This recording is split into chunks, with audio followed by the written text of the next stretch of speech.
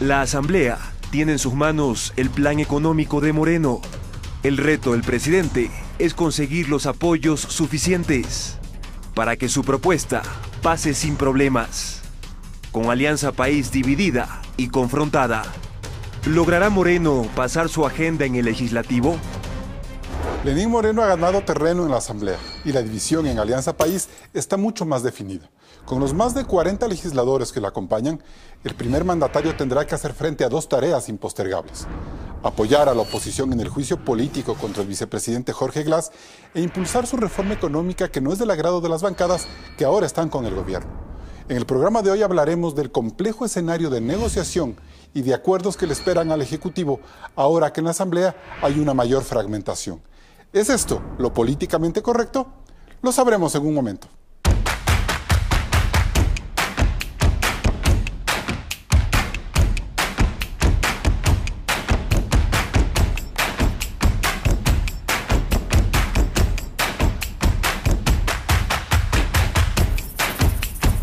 Hoy nos acompañan Silvia Salgado, asambleísta de Alianza País, Partido Socialista por Imbabura. También fue ex parlamentaria andina. Mauricio Proaño, legislador de Alianza País por Pichincha, integra la Comisión de Desarrollo Económico y Productivo de la Asamblea. Y Esteban Bernal, asambleísta de la Alianza Creo Participa por Azuay, ex candidato a prefecto provincial. Gracias por acompañarnos a un nuevo programa de Políticamente Correcto. Hoy vamos a hablar del momento de transición por el que atraviesa el Poder Legislativo, una vez que las disputas en Alianza País son públicas y notorias y luego de que la agenda de temas económicos empieza a cobrar urgencia. Antes de comenzar el diálogo con nuestros invitados, Claudia Roura nos explica los porqués de la ruptura en el oficialismo. Los 5 temas que fraccionan a Alianza País. 1. La disputa entre correístas y morenistas por el control político del movimiento, así como el reposicionamiento de las fuerzas aliadas al oficialismo. Lo que hemos hecho hoy es, de manera mayoritaria, tener un pronunciamiento en respaldo al presidente constitucional de todo el Ecuador, que es el presidente de todos los ecuatorianos, el licenciado Lenín Moreno Garcés, y al sí en la consulta popular. Nosotros no hemos firmado un documento apoyando el sí a todas las preguntas. El señor Mendoza es un mentiroso, lo emplazo. Ya estoy harta de que él tergiverse las cosas. 2. La posición que debe tomar la Corte Constitucional sobre el pedido de consulta popular realizado por el primer mandatario. 3. El acercamiento del presidente Lenín Moreno a figuras de la oposición críticas del correísmo. 4. La situación jurídica y política por la que atraviesa el vicepresidente Jorge Glass en los casos de corrupción Odebrecht y Petroecuador. 5. Los cuestionamientos del presidente Lenín Moreno a las obras del gobierno de Rafael Correa. Lamento comunicarles que hemos identificado más de 640 obras con problemas que van desde fallas constructivas hasta inconsistencias legales. En varias de estas obras que están contratadas y que fueron contratadas entre 2011 y marzo del 2017, se han registrado incrementos por más del 85% de su valor inicial. Más del 85% de su valor inicial. Bien, parecen ser problemas de fondo y de forma, integrales diría yo. Asambleísta Proaño, ¿finalmente el ala correísta quedó en minoría en el bloque legislativo y en la Asamblea Nacional? Pues personalmente creo que no, porque siempre he habido la intención de tanto medios como oposición de tratar de poner a la gente en un grupo y en otro grupo.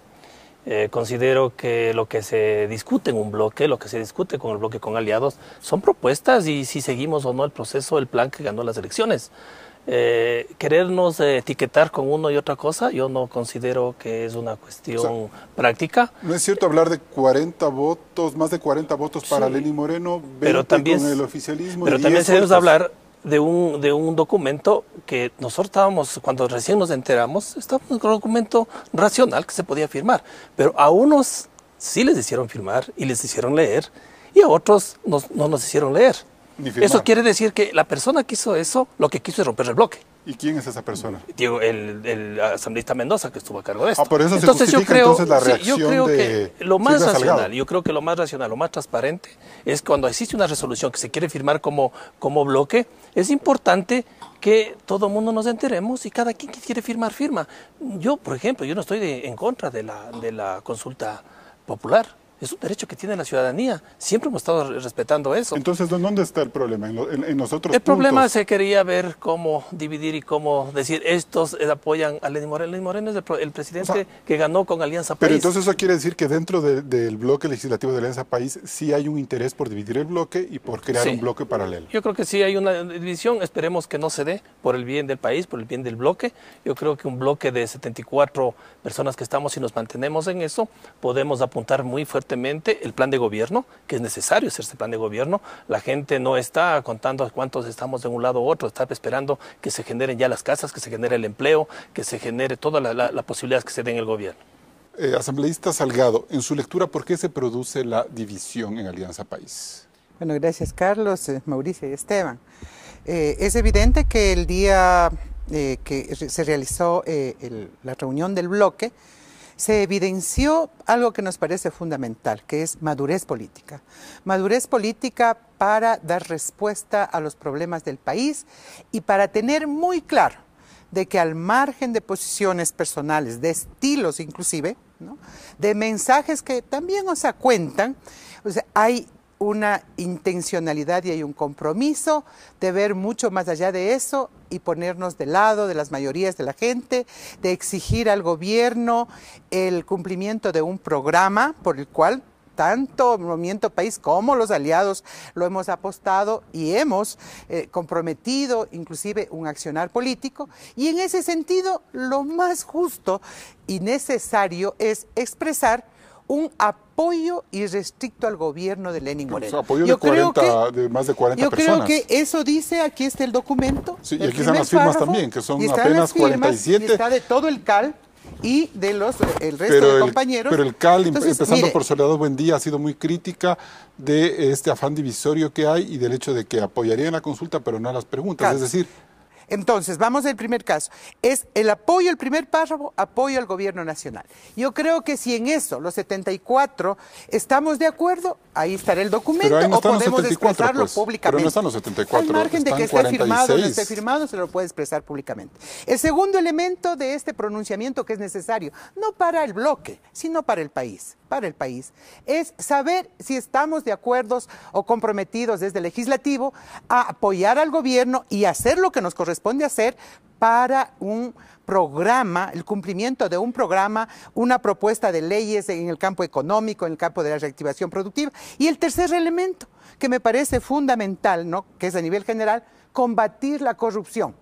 Yo creo que si es que esos tres elementos, son los que públicamente se ha dicho, independientemente de que esté firmado o no esté firmado, esté en bloque, quien ha hecho firmar. No estén todos ni estén solo una parte. Y de hecho, el tema central de discrepancia es el tema del contenido de la consulta, no del mecanismo. Hay que ser transparentes porque si no vamos a dar las vueltas. Una cosa, pero el mecanismo es el que tenemos que revisar. Es que hay gente que está a favor de una o dos preguntas o en contra, pero eso mismo el presidente en la reunión que tuvimos dijo, ustedes tienen la libertad de pensar en cuáles apoyar y cuáles no. Y lo que dice el asambleísta Proaño es insistir en sus críticas a la posición de una persona que puede ser Daniel Mendoza y del bloque de los aliados. Bueno, ¿ustedes del bloque de los aliados? Daniel Mendoza. No de los aliados. Daniel Mendoza dije. No de los aliados. Bueno, sí, los aliados tienen otra posición también. Así es. ¿Ustedes tienen otra posición? Sí, a lo mejor puede haber diversas posiciones, pero ¿qué es lo importante, lo que se ha dado? Hay quienes sostenemos de que es necesario transparentar unas posiciones políticas y lo hemos hecho. Somos, creo que más de 47, y yo creo que en la mayoría de temas vamos a hacer 74, pero hay temas específicos en que no se pueda llegar a acuerdos, tener la capacidad de expresarlos, pero fundamentalmente estos desacuerdos se dan en función del nuevo momento que vive la revolución ciudadana y que incide también en lo que vive el país. Ahora, ¿se pudiera interpretar que parte del apoyo que ha recibido el presidente Moreno de los aliados tiene que ver con acuerdos ya extraparlamentarios, como por ejemplo el apoyo del Partido Socialista al gobierno con una cuota en el gabinete como ministro de Defensa, o lo que ha dicho, por ejemplo, Jofre Poma, que él espera una ley amazónica, o el otro asambleísta Litardo de la necesidad de construir una carretera, la E25, que le va a beneficiar a los ríos? Es decir, el toma y daca. A ver, primero, en cuanto a lo que es el Partido Socialista, usted sabe, hemos apoyado al gobierno presidido por Rafael Correa, y eso nosotros lo tendremos presente siempre, porque defendemos un proyecto político, lo lideró Rafael Correa, lo defendimos igualmente y apoyamos su gestión, como hoy. Quien es el presidente y lidera este proyecto político, está al frente del gobierno de todos los ecuatorianos, es Lenín Moreno, el apoyo está.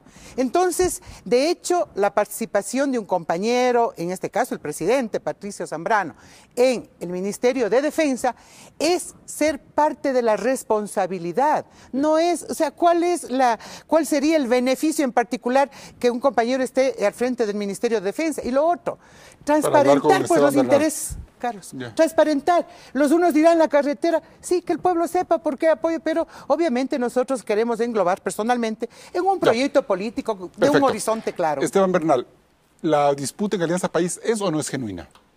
A ver, primero quiero abordar un paréntesis nada más, mi estimado Carlos, un saludo a Mauricio y a Silvia que comparten con nosotros este panel, porque creo que primero hay que entender que los problemas de Alianza País o los problemas del bloque de Alianza País no es un problema de la Asamblea. No, yo no creo que dada la fuerza de la Asamblea asambleísta. No necesariamente, Carlos, la fuerza de Alianza País en la Asamblea, sí. Quiero que la ciudadanía conozca que en esta semana, el pasado martes, tuvimos que esperar 2 horas los asambleístas de oposición para que Alianza País, en instalaciones de la Asamblea, resuelva sus problemas internos. Eso no es justo. Eso no es ético, eso no es un procedimiento adecuado para la institucionalidad de la Asamblea Nacional. Los problemas que tienen, que ahí sí discrepo con Mauricio, no es un problema que solamente que genere una dificultad en el país en su conjunto, es un problema de ustedes. Tienen que resolverlos, está bien que lo hagan, pero deben determinar comportamientos mucho más consecuentes con la institucionalidad que la Asamblea Nacional demanda. Esperar los asambleístas 2 horas mientras se ventilan problemas internos de Alianza País en instalaciones de la Asamblea no es ni ético, ni legal, ni justo. Eso como primera instancia. Segundo, si es genuino o no el problema de Alianza País. Yo creo que los problemas los están generando ustedes mismos. A nosotros no nos tilden de nada. Decía Mauricio hace un momento, la oposición y los medios tienden a volcarnos en una división. La división la tienen ustedes. La división la tienen por los puntos o los elementos que han planteado en un documento que Silvia manifestaba hace un rato y ahora me empieza a dar la respuesta. Decía en el punto 3, lucha contra la corrupción. Empiezo a entender por qué algunos no firman el documento. Asambleísta, me voy a corte comercial y seguimos con su intervención para analizar este tema de la corrupción. ¿Le parece? Volvemos en un instante. Siguen Políticamente Correcto. Recuerde que este programa se transmite en tiempo real en la página oficial de Facebook de Ecoavisa. Y también nos puede acompañar con sus comentarios y reacciones en nuestra cuenta de Twitter, @políticacorrecta. Ya volvemos.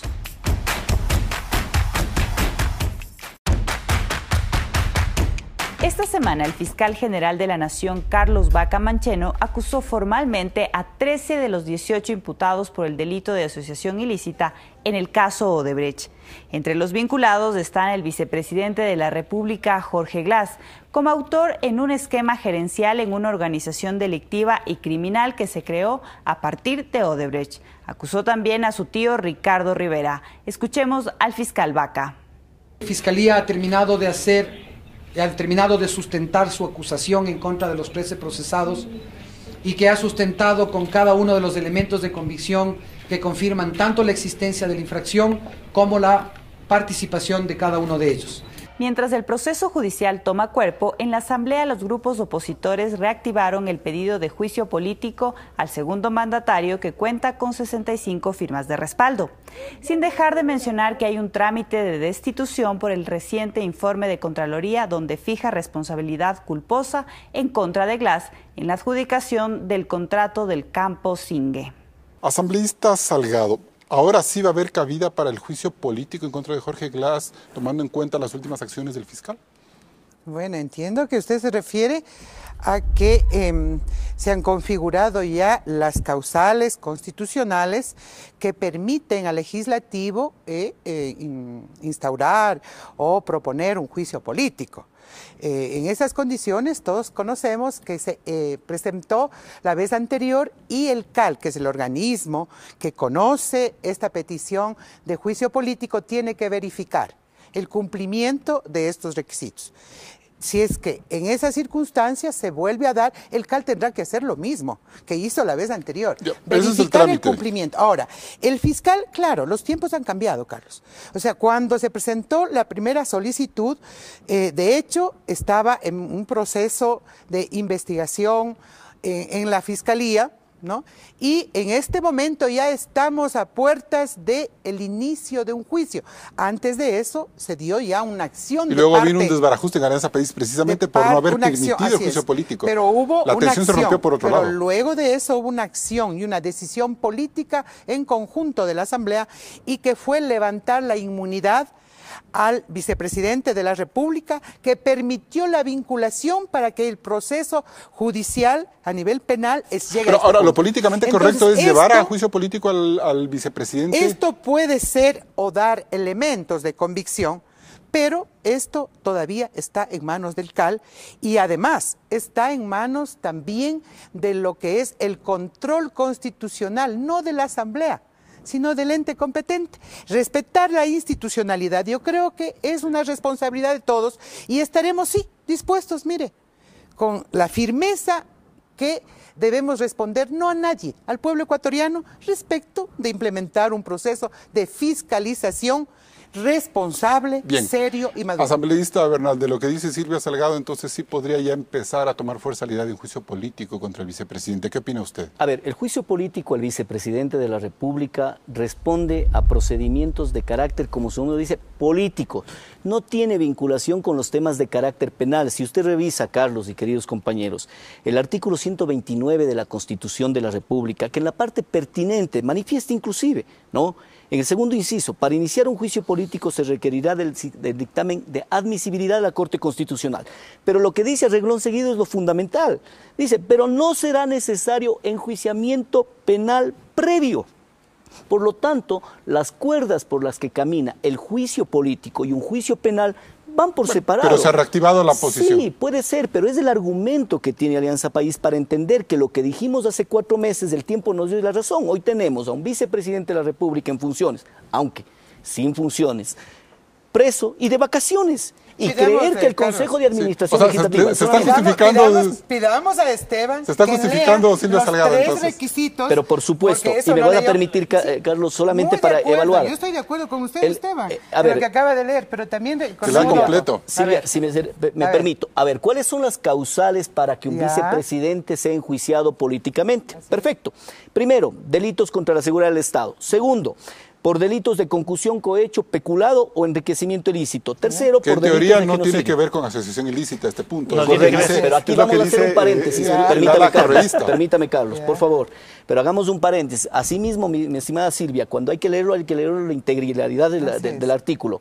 En el último inciso, ya leí el segundo, el tercero, dice, en un plazo de 72, para proceder, a la censura y destitución se requerirá el voto favorable de las 2/3 partes de los miembros de la Asamblea Nacional. Escuches esta parte, por favor. Esto, ecuatorianos, es fundamental porque basado en aquello es lo que para mi manera de ver fue la desinstitucionalización del procedimiento político del Consejo de Administración Legislativa en el primer juicio. Porque aquí dice, si de la censura se derivaran indicios de responsabilidad penal, recién ahí se dispondrá que el asunto pase a conocimiento de juez o jueza competente. ¿Qué quiere decir, Carlos? Que un funcionario de alto nivel, como el vicepresidente, en el proceso del juicio político puede ser censurado y destituido. Y si de la censura y de la destitución recién ahí se verifica por parte de la Asamblea que existe responsabilidad penal, ese momento, estimada Silvia, se le pasa al juez. Ese momento, por lo tanto, la realidad es distinta. No necesito ni enjuiciamiento penal ni acusaciones de carácter penal en ese contexto al desde esa lectura, vicepresidente, entonces, sino ¿usted responsabilidad cree que política. sí se configura ya un escenario mucho más fuerte? Porque siempre se lo configuró, pero ahora es mucho más acentuado porque el tiempo nos da la razón. ¿Y por qué a la oposición le urge tener los votos del oficialismo para iniciar el proceso? Ustedes querían atraer a más a ver, gente de Alianza País para dividir el bloque, ustedes también? Por supuesto, porque la realidad política, no, porque la realidad política, mi estimado Carlos, se somete a los votos existentes en la Asamblea. Mauricio decía hace un momento, tenemos 74 asambleístas. ¿Sabe a qué porcentaje de confianza electoral responden los 74 asambleístas dicho por el Consejo Nacional Electoral? Al 38% de los ecuatorianos que confió en su propuesta política legislativa. Y a la división de la oposición y, en las otras obviamente, listas pero el 62% de la población ecuatoriana, de los electores, creyó en otra opción. Sin embargo, por el método de Home, tenemos a 74. Y por la desunión de las oposiciones también. Sí, estoy de acuerdo, esa falencia también que podemos haber tenido, pero a lo que voy, los 74 legisladores controlan el 100% de la Asamblea, pues. Entonces, si usted quiere emitir un proceso de fiscalización mediante un enjuiciamiento político para redignificar a los ecuatorianos y que tengamos censurado y destituido a un vicepresidente de la República, requiere 91 votos. Nosotros tenemos 63, la totalidad de la Asamblea. Obvio que se requiere la pero apertura eso para de la censura, pero ustedes estaban urgidos de tener más firmas de respaldo de Alianza País para presentar la nominación. Porque es necesario también dar un... Dividir al bloque. No, es necesario que exista un acceso directo. Lo que pasa es que un acceso hay periodistas directo. claros como... Ya está ahí. Deberías preguntarle a Marcia Regis si es que ella se somete a un proceso, o a Jorge Yunda, que ha votado varias veces contrario a lo que dice. Mauricio Proaño. Bueno, primero aclarar una cosa y con todo respeto. Se quiso insinuar de que los que no firmamos estamos a favor de la corrupción. Tú dices que eso... En el bloque anterior. Eso es mi rechazo. A las personas que estamos ahí no estamos con eso. Nosotros hemos dicho siempre, si se llevaron $1 de erario público, tienen que pagar y en la cárcel. Pero cuando salgan inocentes y no tengan las pruebas, tendrán que todo el mundo disculparse también. Porque esa es la parte clara. Pero yo no puedo permitir que porque no firmamos una hoja que no nos indicaron nunca, ya estamos apoyando a la corrupción. Esa es una parte que quieren dividir. Los que están acá, corruptos, los de acá, no corruptos. Ahora, un ratito. Los que firmamos también nos pueden decir que somos traicioneros. Sí, pero yo no estoy diciendo... Pero está diciendo acá el compañero asambleísta. El compañero asambleísta está diciendo eso. Yo a eso me estoy refiriendo. O sea que yo creo que quedar claros en eso. Yo también podría acusar de muchas cosas porque hay una posición diferente en la asamblea. Yo no he acusado, Mauricio. Yo no he acusado. Tú indicaste que... sobre los hechos que o sea, los que no firmaron están a favor de la corrupción. Nadie está a favor de corrupción. Entonces, yo creo que una de las cosas que el planteamiento del bloque fue muy claro, ¿no? Se respeta la función judicial. No vamos a estar incidiendo tenemos ahorita una realidad asambleísta por año. Ya el fiscal acusó y le acusa de llevar ya una gerenciar una operación. Y si hay tantas pruebas y hay tanta confianza en eso, bueno, va a haber una sentencia. ¿Y va a haber su firma para impulsar el juicio político? Pero si está sentenciado ya le destituyen. Pero el juicio político es una responsabilidad que tiene la Asamblea. Bueno, esperemos que el CAL, pero respetemos el proceso, esté en el CAL. O sea, usted no firmaría, por ejemplo, por esas circunstancias, usted no firmaría el pedido de juicio político de la oposición. ¿Existe ya una sentencia de un juez? Me refiero a que ahorita la oposición ha presentado un pedido de juicio político. ¿Usted no firmaría ahí? El CAL, está el proceso en el CAL. El CAL están compañeros de Creo, están compañeros asambleístas también de las otras bancadas. Ahí se discutirá. Ellos tendrán. Ellos, claro, sí, es obvio. Esté caído aquí no se puede. Y póngase que no pase nada. ¿Por qué siempre ya? Eso es un tema también que me molesta personalmente. Me enseñaron en mi casa no juzgar antes. Y yo no creo que nadie somos jueces de nadie. Hay un avance. Tenemos que seguir y por eso lo que tenemos que hacer la claridad nosotros como asambleístas es que se cumpla la norma como tiene que ser. Respaldar a los jueces que hagan el derecho y con transparencia ¿usted cree que el tema Glass debe ya superarse en la Asamblea Nacional por unidad y por interés propio del bloque de Alianza País asambleísta? ¿Es un tema que ya se agotó, que les ha desgastado enormemente? Sí, desgastado y eso está en la justicia, tiene que resolverse ahí. Y nosotros como asambleístas tenemos que comenzar a trabajar ya en las propuestas que tienen que ser de desarrollo. Ahí estoy completamente en desacuerdo, Mauricio, con todo el respeto. ¿Cómo puede ser posible que nos extraigamos como asamblea de la responsabilidad de fiscalización que tenemos?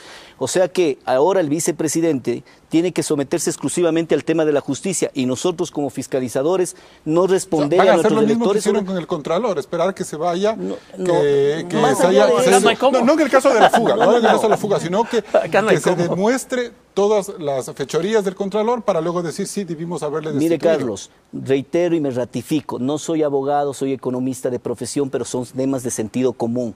Los juicios de carácter político se los ventila en el órgano controlador político del Ecuador que se llama Asamblea Nacional. El tema de carácter penal, que es la investigación de la justicia, se ventila en otro espacio. Nada tenemos que ver nosotros con aquello, que puede ser elementos que permitan y que sirvan para, diría yo, profundizar la presentación y la solicitud de un juicio político, sí. Solamente con este ejemplo concluyo en esta parte, rápidamente. Cuando en algún momento hubo una exposición, solamente Mauricio, lo que hace la justicia y respetemos el procedimiento dentro de la Asamblea. Asamblea. No podemos decir, con y que vaya al CAL y en el CAL se decida. Eso ya es un tema de la justicia y que la Asamblea Nacional se extraiga de juzgarle a quien hemos dicho ha sido el más grande responsable de los actos de corrupción de este país. Tendremos que tomar decisiones. ¿Sí? Decisiones políticas en la Asamblea, los jueces en el proceso penal, las propias. Y no solamente respecto a la propuesta de juicio político de la oposición, hay otros temas también. Cambiar de vicepresidente, Respecto, por ejemplo, ya es hora de pensar en el reemplazo de Jorge Glass como vicepresidente. Yo me refiero, por ejemplo, a otro tema que está también en la Asamblea y que no ha sido tratada ni en el bloque ni en el conjunto de la Asamblea. Por ejemplo, una destitución del Contralor General al vicepresidente. Hablemos de eso en los siguientes bloques. Hay muchos otros Asambleísta, me voy a un escenarios. corte comercial. Siguen Políticamente Correcto. Al volver, conozca la nueva correlación de fuerzas en la Asamblea Nacional y cómo debe negociar el presidente Moreno los temas económicos. No se aleje de la pantalla de Coavisa.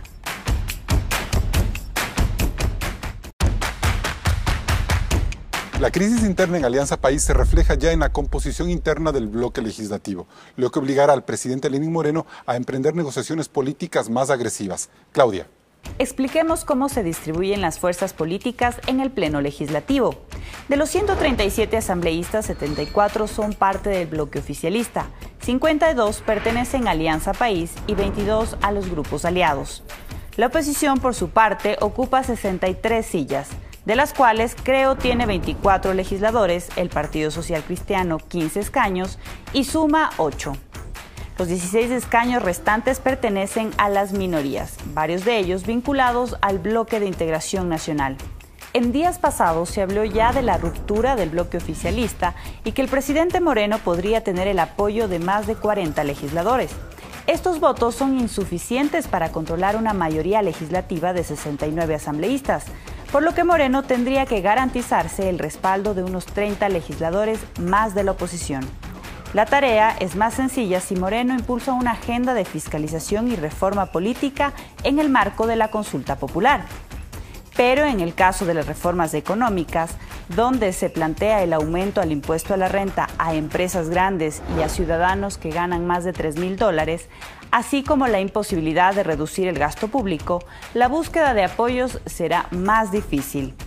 Por lo que Moreno, pese a las rupturas internas de su bloque, tendría que retener el apoyo de las facciones correístas, es decir, un escenario de mayor fraccionamiento, incertidumbre y negociación. Que no solamente se reflejará en el Pleno Legislativo o en las comisiones especializadas, sino en el Consejo de Administración Legislativa. Es ahí donde el gobierno también necesitará imponerse, pues de sus 7 vocales, el presidente Moreno podría contar con el respaldo de José Serrano y de los opositores Luis Fernando Torres y Patricio Donoso. Pero necesitará al menos un voto más de los integrantes que hasta hace unos días eran fieles al correísmo. Carlos, ¿es fácil sostener un diálogo parlamentario con mayorías móviles?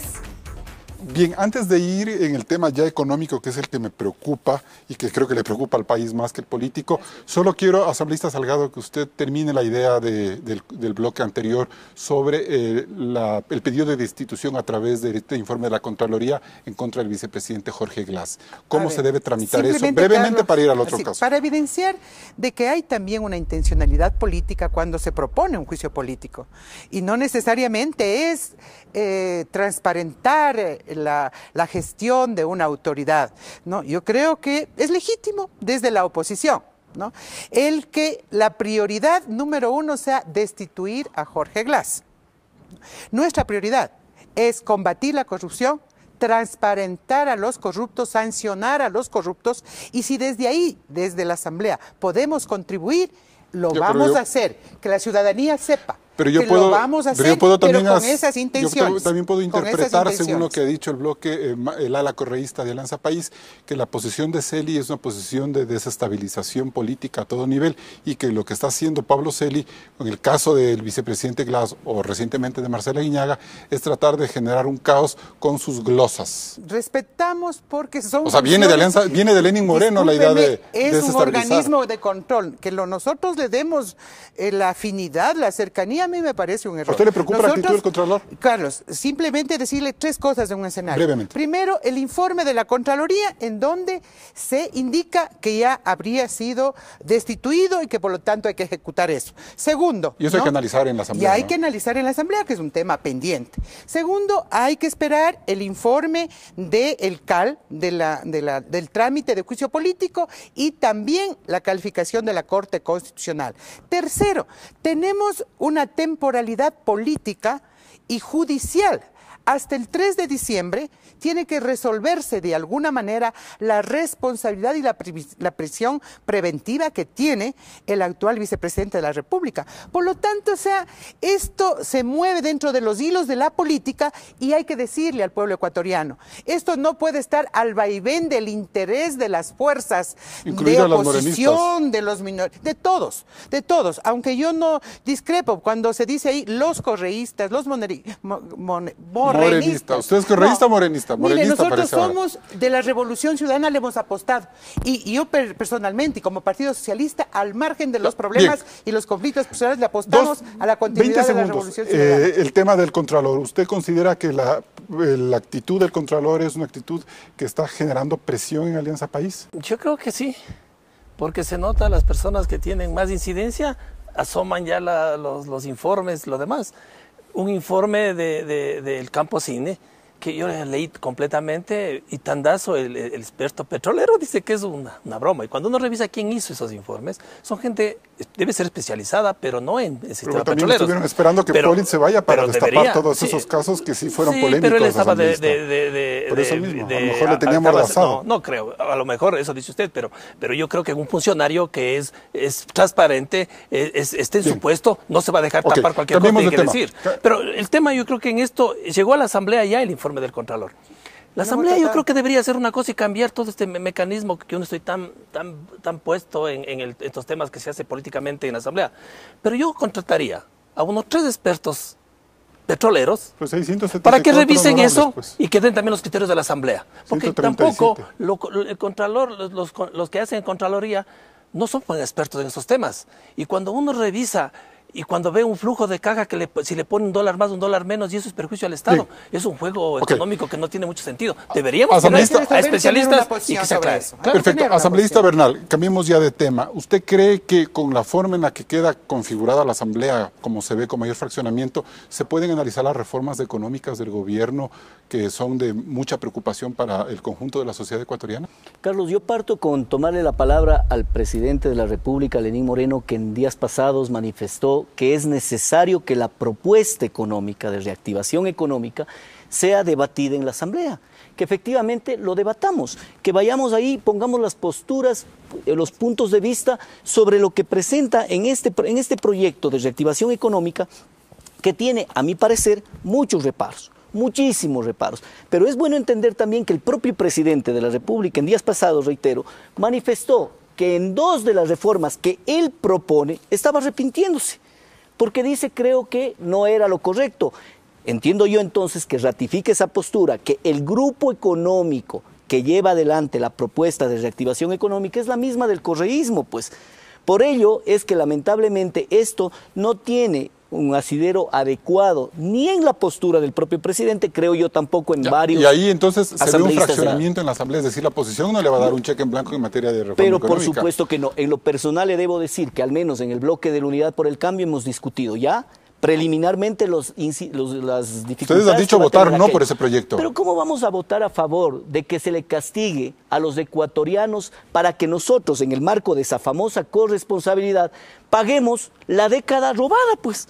¿Cómo podemos pensar que estamos hablando en este momento en el Ecuador de actos de corrupción de los más altos de los niveles en la historia del país y volvemos a caer en la simpleza del impuesto por el impuesto? Ahora, quienes tienen menos de 2 hijos, porque han planificado familiarmente no tener más hijos, van a ser imputados para pagar impuesto a la renta superior al que salvar la crisis fiscal que heredó un modelo que se está investigando y que tiene ya serios casos de corrupción en investigación. Correcto, Carlos. Y paralelamente a ello, hay que entender que vino la proforma presupuestaria 2020 2018, en la que consta, por ejemplo, en los gastos permanentes un incremento del 9.3% en gastos permanentes. Se caen los niveles de inversión, atacan al sector privado. ¿Quién va a invertir? ¿En dónde tenemos empleo? Para nosotros la prioridad es, como asambleístas, generar lo que ofrecimos en campaña electoral: bienestar a los ecuatorianos, empleo, trabajo, y eso tiene que generarse a través justamente de leyes como estas. Asambleísta Proaño, ¿eso quiere decir que Moreno y su proyecto de ley tiene que volver otra vez entonces a encontrarse con los 74 asambleístas de Alianza País para que le apoyen este plan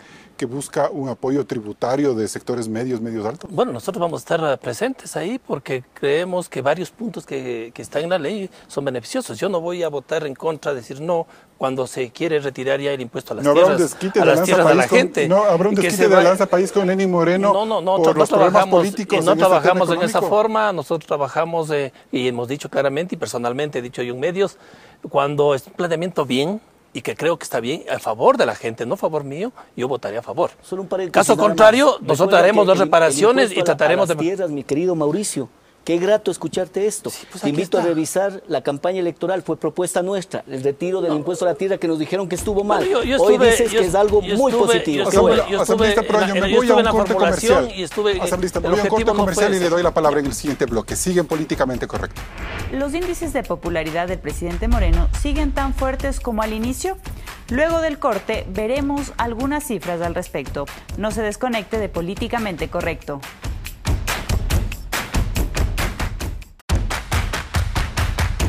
En el marco de las reformas económicas, quiero en este bloque hablar sobre la gestión del presidente Moreno, para luego preguntar a los panelistas si el primer mandatario continúa en la cresta de su popularidad. En este gráfico podemos decir que desde el apretado 51,16% con el que Moreno ganó la presidencia de la República el 2 de abril, su imagen se ha ido fortaleciendo sistemáticamente. Y aunque la empresa Sedatos todavía califica la gestión de Moreno con un alto puntaje, esta perdió impulso en septiembre y octubre, bajando al 75,3% y al 73,6% respectivamente. Por otro lado, Perfiles de Opinión daba a Moreno una imagen positiva de 83 puntos en julio y de 78% de aprobación en octubre. Moreno es de los presidentes con mayor popularidad en los primeros meses de gobierno desde 1979, según los estudios de Sedatos. Sin embargo, hay que tomar en cuenta que en septiembre pasado el apoyo del país a la consulta popular era de 74 puntos, pero a inicios de noviembre esta cifra bajó a 72,2. Asambleísta Proaño, para continuar con el debate económico y un poco analizar el desempeño de Lenín Moreno, ¿usted cree que se está acabando la luna de miel del gobierno con estas cifras? No, siempre el poder tiene desgaste y se va a tomar medidas en las cuales afectan a alguien y a otros favorecen. Uno de ellos, en este caso, la reforma económica. La reforma económica, y en esto la línea, como estamos viendo que se está planteando en el proyecto, es beneficiar a pequeñas empresas, apoyar al crédito, apoyar a la agilidad del movimiento del dinero en el país. Pero cubrir un déficit fiscal con más impuestos de empresas grandes, de clase media, que en este momento, como hablábamos en el bloque anterior, está muy molesta y muy incómoda por la forma en la que se administraron los 10 años de bonanza económica con serios casos de corrupción, como los que acabamos de ver también con el caso Glass y en general. Pero bueno, ¿por qué la clase media tiene que seguir pagando y solventando un derroche que todavía debe fiscalizarse? Yo no sé si es derroche, porque si uno ve el país, las mayor número de obras que se ha hecho en todos los gobiernos ha sido en estos 10 años, pues ahí está el dinero.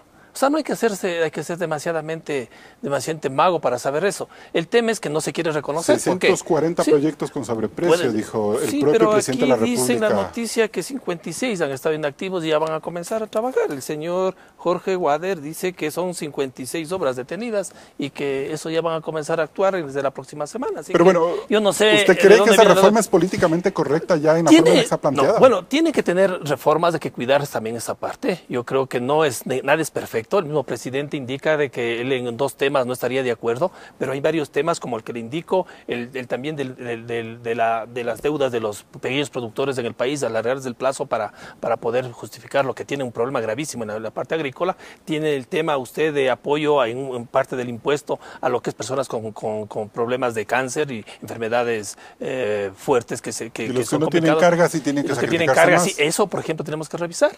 Porque yo creo que no se puede nomás poner un límite por 1, 2 o 3 hijos. Eso es voluntad de las personas y por eso no pueden cargarle ningún impuesto. Tenemos que revisar eso y llegar a un acuerdo en que sí, pero sí hay que pagar. Perfecto.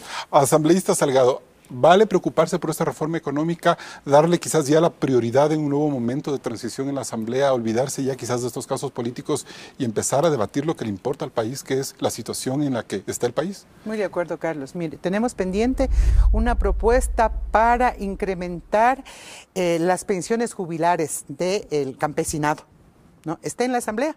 Entonces, esa debería ser una de las prioridades en donde los mayores esfuerzos. A través de la seguridad social, dice usted, ¿no es cierto?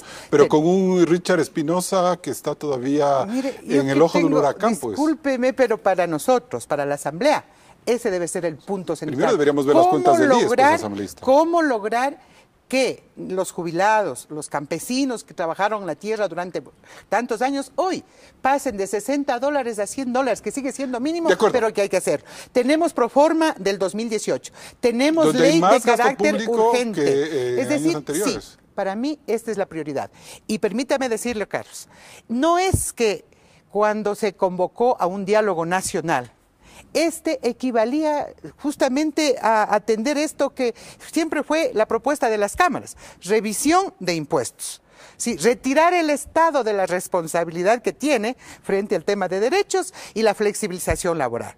Yo creo que hay que partir reconociendo que aquí ganó un programa de gobierno y que en cualquier medida que se iba, como quiera que sea, pero tenemos que responder, y el resto como de quiera que sea, que votó por la otra opción. Por eso mismo es lo valioso de este diálogo nacional, porque el presidente Lenín Moreno ha dicho, aquí son importantes todos, las cámaras, pero este diálogo ha servido para evidenciar no solamente que la economía se dinamiza con el sector empresarial, sino también hay otros sectores productivos que también son mayoría en este país. Seguir cobrando y no hay que impuestos a pensar empresas grandes, asambleísta, cuando no está Carlos, claro el papel que jugaron en la década anterior en materia de corrupción. Una cosa es decir que son incremento de impuestos que impide la reactivación. Pero yo tengo un dato. Los grupos económicos en nuestro país, que son importantes para la generación de empleo, nadie lo duda, eso está claro, ¿no? Representan ingresos del 46% del Producto Interno Bruto. Pero ¿sabe usted cuál es la presión fiscal, la presión tributaria? No llega ni al 2.3%. Entonces, en esas circunstancias está demostrado que no son los impuestos. Usted le relaciona los impuestos con la corrupción. Claro, porque el Estado necesita dinero pues, para sustentar los huecos y el endeudamiento que se hicieron durante 10 años. La capacidad de recuperar la confianza. Porque y recuperar el dinero que se llevaron, cuando pues, se aporta y cuando se tiene sentido de patria, se aporta con los impuestos, uno sí tiene la capacidad de exigir transparencia. Solo para un punto. Independientemente de esto, nosotros apoyaremos estas medidas. Sí, solo 10 segundos para darle Esa es la resolución que no pasa en la Asamblea. 2.200 millones de dólares que no se ha pagado de deudas de las empresas de los 217 grupos económicos del país, que eran 7 en el 2006. Hoy han subido a 217, es que no estuvo bien la economía. Y hay evasión. Y también 57 mil millones de dólares en paraísos fiscales. Dejemos a esa verdad que concluye. Usted tiene una filosofía, en uno de los cortes hablaba de que se prohíbe ahora tener recursos o emprender más porque le quitan más impuestos. Yo suelo decir, y en los medios de comunicación he dicho siempre, y ahora me ratifico, el Ecuador debe cambiar de aquel concepto en donde 10 años le gritamos a los ecuatorianos, cuidado progreses, si progresas te quito. Cuidado progreses porque si progresas te pongo ley de herencias, si progresas te pongo ley de plusvalía, si progresas te pongo impuestos. O sea, creo que hay que redireccionar el concepto de cómo mejorar. Porque es un tema ideológico, ¿no? Vea, Carlos, si pasa por un asunto del simplismo del impuesto, yo podría ser mejor presidente del mundo, pues pongo los impuestos y hago carreteras con filos de oro. Aquí se trata de iniciativas creativas, hay que bajar el gasto público, hay que incentivar la inversión extranjera, hay que incentivar la productividad, hay que generar la cooperación público y privada, hay que impulsar la derogación de esa ley de plusvalía que en campaña electoral dijimos es la perversión más grande para el sistema constructivo porque va a caer el nivel de empleo. El presidente Moreno acaba de decir lo mismo que con Guillermo Lasso dijimos en campaña electoral. Ahora hay que entender, bueno, va a ser más del 70, mi estimada Silvia. Estoy cayendo las encuestas para la consulta, ¿no? ¿Cómo puede ser posible que en este momento tengamos a un sector privado que es el llamado a generar liquidez, el llamado a tener la posibilidad de impulsar la productividad porque no hay recurso público? Si tú tienes necesidad capacidad de generar recurso líquido para que el sector productivo se reactive, necesitas darle condiciones para que... Asambleísta, ¿usted cree que la situación económica le puede pasar factura al gobierno nacional y se empiece a acabar esta luna de miel de la que ha gozado estos meses? Nunca existe, bien dijo Mauricio y comparto aquello, nunca existe todos ganadores en una propuesta económica, estoy de acuerdo, pero uno tiene que pensar como Churchill decía en los años 40, cuando un político se convierte en estadista, piensa en las futuras generaciones, no en las futuras elecciones. Esto va a pasar factura, claro, porque toda la medida económica va a trascender alrededor de una crisis y desempleo. Bien, nos vamos a un corte comercial. Siguen políticamente correcto.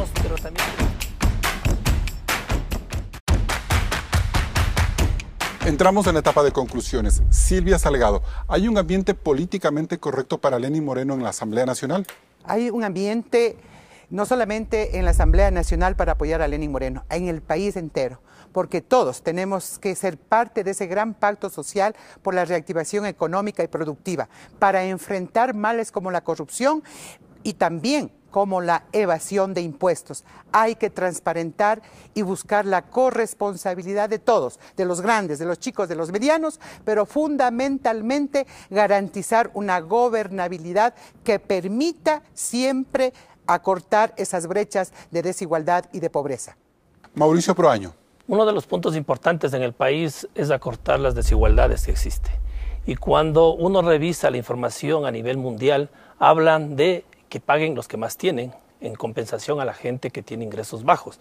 Tengo dos estudios fuertes donde dice que uno de los problemas de la crisis en los Estados Unidos fue la reducción de los impuestos a las grandes empresas en el país y también porque se redujo el impuesto a la plusvalía.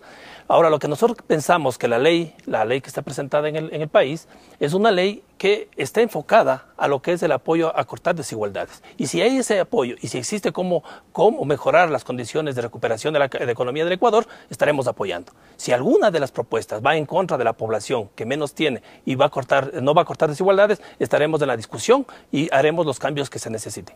Esteban Bernal, ¿qué es lo políticamente correcto?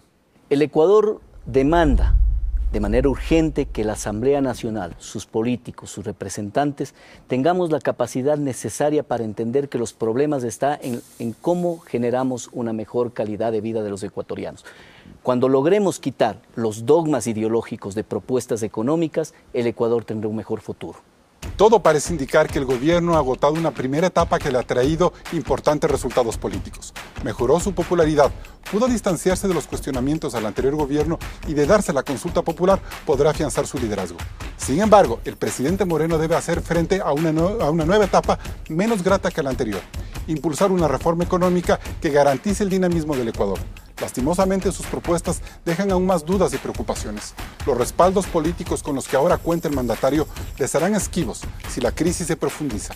Lenín Moreno nos debe un verdadero plan de recuperación económica. Hasta el próximo programa.